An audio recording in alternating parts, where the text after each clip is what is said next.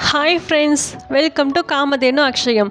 நம்ம இன்னைக்கு பார்க்க போகிறது சம்மர் ஸ்பெஷலான ட்ரிங்க் எப்படி பண்ணுறதுன்னு பார்க்கலாங்க.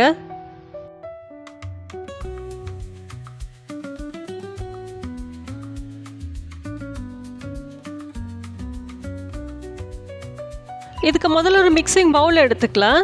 அதில் 1/2 கப் அளவுக்கு கம்பு மாவு சேர்த்துக்கலாம். கம்பு மாவு நல்லா சலிச்சிட்டு சேர்த்துக்கோங்க. இந்த 1/2 டம்ளர் கம்பு மாவுக்கே 4 டம்ளர் கம்பங்கூழ் கிடைக்கும்.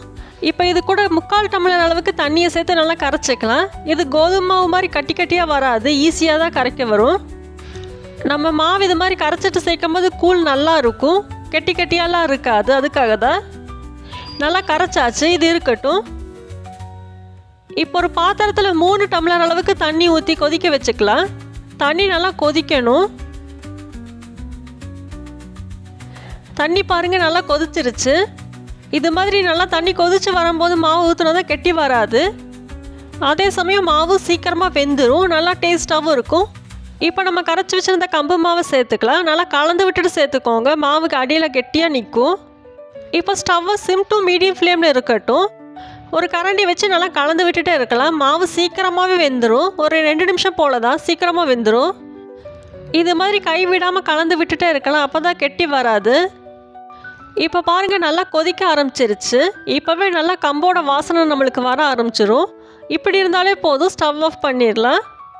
இதுக்கு மேலேயும் நம்ம ஸ்டவ்லேயே வச்சுருந்தோம்னா நல்லா கொலன்னு ஆக ஆரம்பிச்சிரும். அதனால போதும், ஸ்டவ் ஆஃப் பண்ணிடலாம். ஸ்டவ் ஆஃப் பண்ணிவிட்டு கீழே இறக்கி வச்சிடலாம்.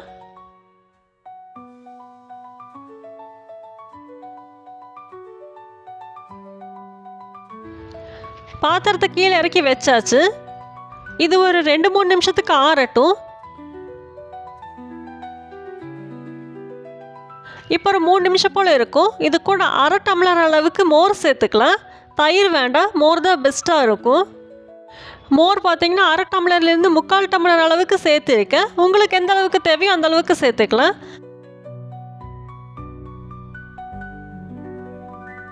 இப்போ இது கூட தேவையான அளவுக்கு உப்பு சேர்த்துக்கலாம். உப்பு சேர்த்து நல்லா கலந்து விட வேண்டியது தான், அவ்வளோதான்.